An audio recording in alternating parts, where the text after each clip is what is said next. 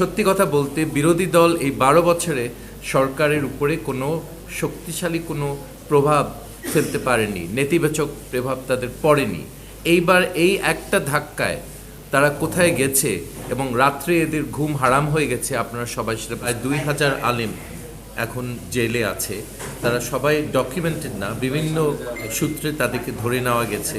So যেই মুসলমান দেশে 2000 আলেমকে এইভাবে মানে বেআইনিভাবে জেলে রাখা হয়, সেটা আপনারা তো চিন্তা করেন। আমাদের এই ব্যাপারে আমরা আমাদের দল থেকে গণ অধিকার পরিষদ থেকে প্রতিবাদ জানাই এবং আমি মনে করি জনগণের প্রতিবাদ এই ব্যাপারে আরও শক্তিশালী হবে ভবিষ্যতে। প্রথম ব্যাপারটা হলো যে কিছু সরকারের কিছু দালাল আর সরকারি কিছু লোক, কিছু সাংবাদিক, তারা একটা প্রশ্ন তুলেছে আমেরিকান স্যাংশন নিয়ে। কি উদ্দেশ্যে এটা দিচ্ছে? তারা কি চীনের সাথে রেষারেষির কারণে এটা দিচ্ছে, না অন্য কোনো কারণে? আরে এটা ব্যাপারটা খুব সহজ। আমাদেরকে কে উদ্ধার করছে, কেন করছে, এটার দিকে আমি তাকাচ্ছি না, কিন্তু আমাদের গণতন্ত্রকে উদ্ধার করার ব্যাপারে আমেরিকা একটা শক্তিশালী পদক্ষেপ নিয়েছে। ওদেরকে ধন্যবাদ এবং অভিনন্দন জানাই। এবং আমার মনে হয় বাংলাদেশে আমি যে কমেন্ট দেখছি সোশ্যাল মিডিয়াতে, বাঙালি জাতি আমেরিকার প্রতি একটা কৃতজ্ঞতা বোধ আছে এই ব্যাপারে। এটা আপনাকে একটু উদাহরণ দিই। যদি একটা মানুষ একটা শহরের পানির রেজার্ভয়ারে পড়ে যায়, যেখানে পানির সাপ্লাই দেওয়া হয়, আর রেজার্ভয়ারের কর্তৃপক্ষ তাকে তুলে বাঁচায়, তো যে লোকটাকে বাঁচিয়েছে সে বলছে তোমরা তো তোমাদের পানিটাকে বিশুদ্ধ রাখার জন্য তোমরা আমাকে বাঁচিয়েছো, আমাকে তো ভালোবাসো না তোমরা। এটা গুরুত্বপূর্ণ না, তাকে যে বাঁচিয়েছে এই জিনিসটাই গুরুত্বপূর্ণ। পানি নষ্ট হবে এবং কর্তৃপক্ষ দোষারোপ করবে লোকে, এটা গুরুত্বপূর্ণ না। ব্যাপারটা হলো আমাদের দেশের গণতন্ত্রের পক্ষে একটা শক্তিশালী অবস্থান নিয়েছে একটা শক্তিশালী দেশ। এবং সত্যি কথা বলতে বিরোধী দল এই 12 বছরে সরকারের উপরে কোনো শক্তিশালী কোনো প্রভাব ফেলতে পারেনি, নেতিবাচক প্রভাব তাদের পড়েনি। এইবার এই একটা ধাক্কায় তারা কোথায় গেছে এবং রাত্রে এদের ঘুম হারাম হয়ে গেছে আপনারা সবাই সেটা বুঝতে পারছেন। আমি আজকে বাংলায় দু একটা কথা বলবো, তারপর আমি ইংরেজিতে বলবো। কারণটা আপনারা বুঝতে পারবেন। ইন্টারন্যাশনাল মিডিয়ার জন্যে কয়েকটা সাউন্ড বাইট দেওয়া দরকার। আমার কাছে এটা নালিশটা আসছে বিভিন্ন জায়গা থেকে যে সব বক্তৃতা বাংলায় তারা ঠিক ব্যবহার করতে পারছে না। আজকেও ব্যবহার করবে, যে এরকম কোনো গ্যারান্টি কেউ দিচ্ছে না, কিন্তু একটা সম্ভাবনা থাকে। তো আপনারা এই ব্যাপারে একটু ধৈর্য নিয়ে শুনবেন। আমি ইংরেজিতে অনেকগুলি কথা বলবো। First of all, there is a sea change in the politics in Bangladesh due to these sanctions. And the response of the government is something that I will also comment. Those who are suffering, like the lady here whose husband was taken away by RAB, and she could not even protest successfully to the police or to RAB about the disappearance of her husband, they are now getting newfound hope that they will receive justice one day. This is a very big deal. Those who have imposed the sanctions, again, thanks to them for this. There's a complete misunderstanding about the Magnitsky Act, or an intentional misreading of the Magnitsky Act by people in the government. Perhaps they don't understand that it is not a foreign policy tool. The Magnitsky Act is a human rights protection vehicle. Okay?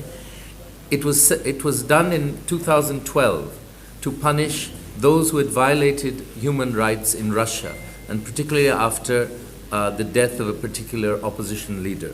The severity of this action is immense. Those who have been sanctioned, not only are their visas cancelled, their wives, their sons and daughters, their brothers and sisters also come under financial sanctions. The financial sanctions under the Treasury Department of the US, and a particular department there called the COFAC.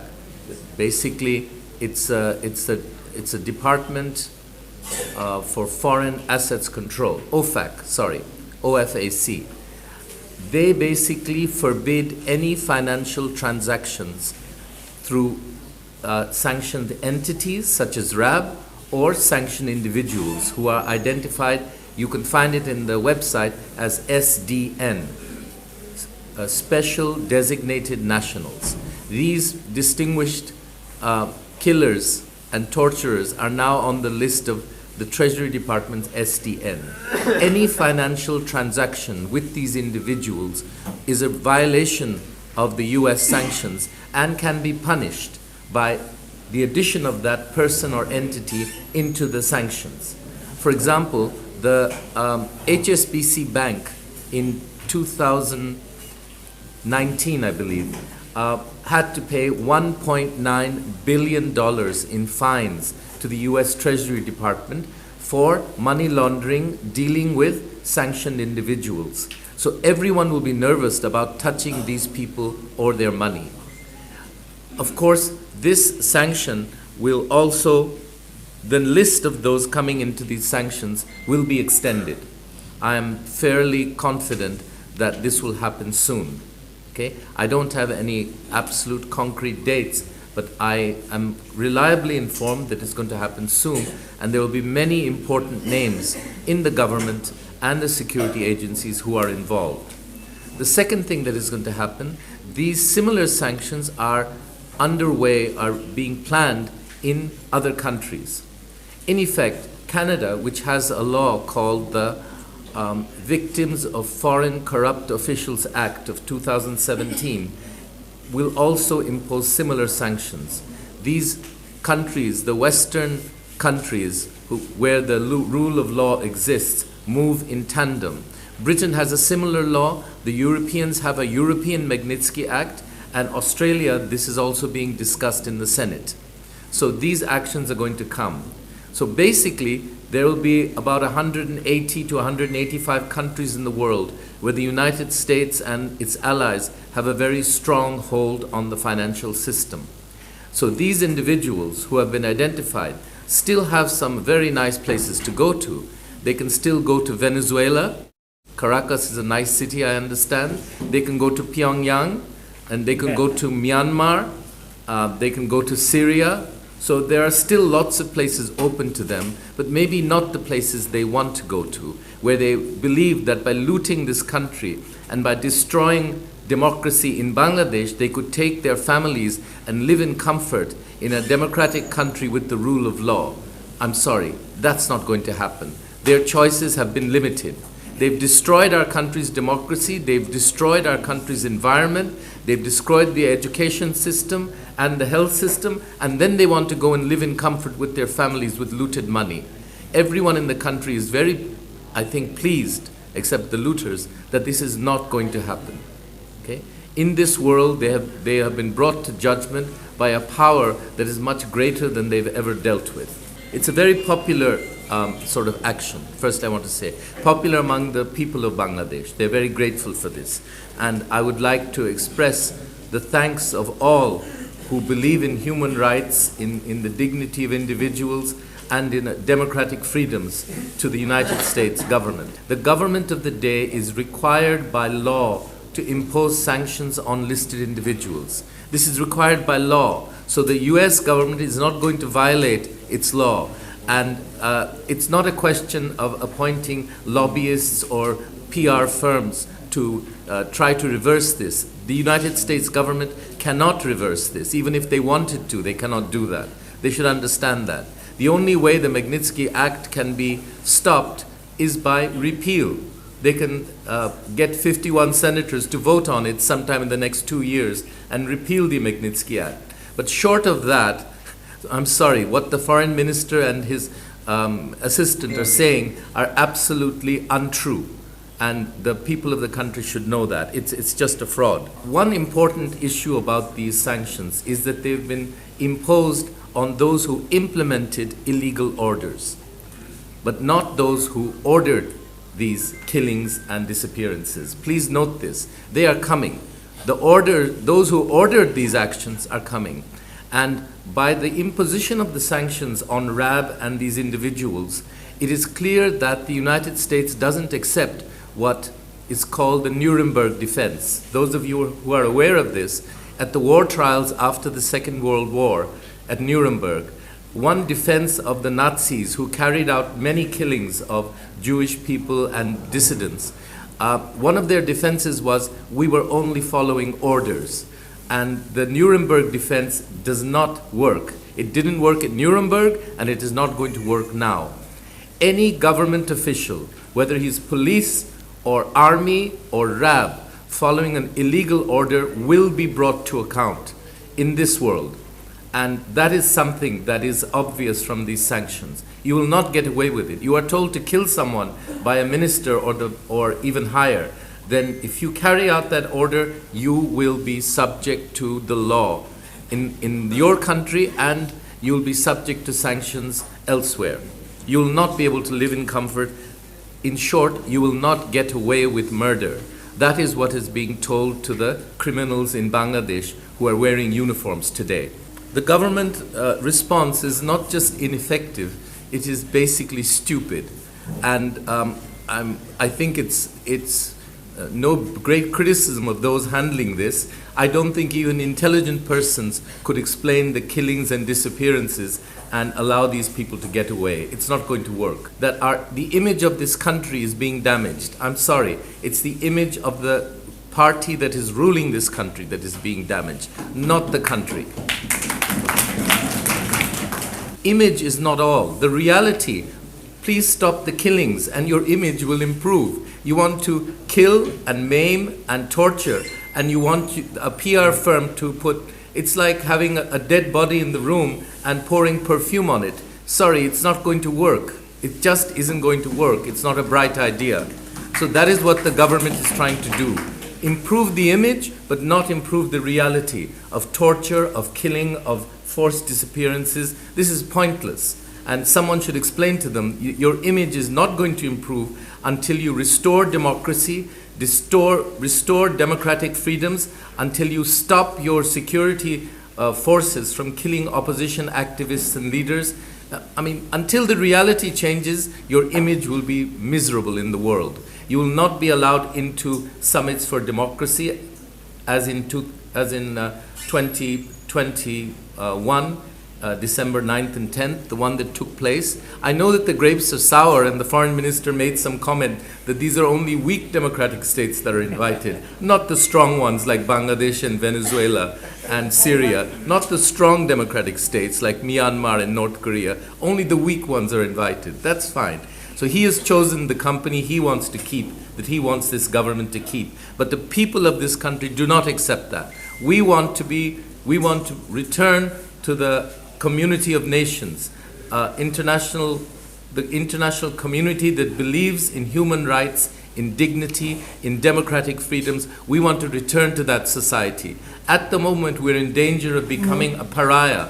We're now categorized with North Korea, with Myanmar, those wonderful examples of democratic freedoms. Okay, this is not acceptable to the people of Bangladesh. The leaders of Bangladesh seem very comfortable with this. That's fine, but they are not going to get away with this. And their hopes of taking their fortunes to Maldives, to other countries, they should note that the countries of the world where the rule of law exists are now close to them, and it'll happen even more in the future. It will be close to them. The countries that are open now are those where the rule of law doesn't exist. So I would challenge them. You take $100 million to North Korea and you think you can enjoy it. Well, good luck to you people. There's a latest move to force those families that have suffered forced disappearances to sign a declaration that there was no such forced disappearance. This is laughable and it's contemptible. And anyone who is found to threaten a family to sign this paper, I'm telling you, they will be brought within the scope of the law when there is a change in government. So any police officer who goes to a house where there's been a forced disappearance and tries to threaten those people and make them sign a declaration, we will punish you. So we're letting you know. The police, RAB, the DGFI, whoever does this, we will punish you. And we will find out who you are and who dared to do such a thing against the people of this country. There's another issue that I want to raise. It's Kanak Sarwar's case. I was in the United States recently, and I was telling people there that I thought the United States was a free country. You could speak your mind. And they said, of course it's a free country. Why are you saying this? I said, yes, it's a free country for everyone except Bangladeshis. And they said, why is that? I said, because a Bangladeshi in the United States can be threatened by jailing his family members in Bangladesh. He can speak in New York, he can speak freely, but his family can be tortured and arrested in Bangladesh. And that is what has happened with that famous case of Konak Sarwar. So the people I spoke to were visibly shaken by this. They said, no, this can't happen. He lives in America. This is a free country. I said, yes, but not for Bangladeshis. We are not free wherever we live as long as this government remains in power. We are not free. We cannot be free. Even if we live in Switzerland or America or Canada, as long as this government remains in power, this brutal and oppressive government remains in power, we cannot be free. Now, there's another implication of the sanctions. The United Nations has given a letter, the letter of the 12 human rights groups. And this is a very, very important and disturbing development. It's based on, obviously, actions that have happened in Bangladesh, so I'm not blaming the human rights group. You don't blame the messenger, you try to find out why he's giving this message. The Bangladesh government is to blame for what has happened. They have used the security forces to kill, maim, and torture their opponents. And the security forces, under poor quality leadership, the army, RAB, the police, I'm telling you that the quality of the leadership is poor because they've jeopardized the reputations, the integrity of these institutions. So the army chiefs that were involved in this, all of them are guilty. And they've not only done that, they've destroyed the reputation of the armed forces, the police and security agencies. They have effectively created a problem in their future peacekeeping role. Peacekeeping is an activity where Bangladesh has enjoyed great success and appreciation from the world community. But now difficult questions are being asked. If you're peacekeeping abroad and you're torturing people in your own country, how do we know you will not do the same when you're sent to Congo or Liberia or another country? Those people are in great hardship. And if you use the same techniques on them that you've done on your own people, and you are supervising elections in other countries, and you fail to play a constructive, positive role in your own country in 2018, the army, I don't think, has any answer to this question. And this question is being raised. And not everyone in the army is corrupt. Not everyone has access to projects, road projects, infrastructure projects, or gets a free contract for a power plant. Not everyone. Jawans don't. Sergeants don't. Lieutenants, they don't get this opportunity. They have one way of earning clean, honest, halal money, and that is through the peacekeeping operations. And they look forward to it. That is the way they can earn enough to buy some land in the village or to buy an apartment. The failure of the leadership of these agencies to ensure that human rights were not violated has led to this activity now becoming at risk. This is very harmful for the country. We earned a lot of money through these peacekeeping operations. I understand there are about 17,000 people currently working abroad. And how to fix this is not a simple thing. The government clearly has no idea, maybe doesn't even care, and maybe the senior officers of the army are not bothered about peacekeeping. How much do you earn as a lieutenant general in peacekeeping? Approximately $300,000 a year. But they may earn that much in a month through illegal activities. Okay? That's a lieutenant general's UN pay plus combat allowance. It's about 300,000 something. That's a lot of money for most normal people. But for some individuals, $300,000 a year is not a big deal. That's a good IMF salary, I should tell you. But it's not a big deal. But among the junior officers, there must be concern. Among the soldiers, there must be concern. We have a way of earning halal money, and your failure, your leadership failure, has put this employment at risk. So there's a real problem in our security agencies, and the government has created this by using them as their hammer to wipe out the opposition, but this hammer is going to break. You will not be able to do that in the future. There have been no crossfire killings since the sanctions were imposed. So how many lives are saved? Maybe 300 killings a year, so let's say about 25 a month. So maybe already the sanctions have saved 25 lives in Bangladesh, already, today. Okay? That is the average rate of killing of crossfires and disappearance. 25 crossfire killings, 25 disappearances have been prevented by the imposition of sanctions. So thank you again to the United States and for those who imposed the sanctions.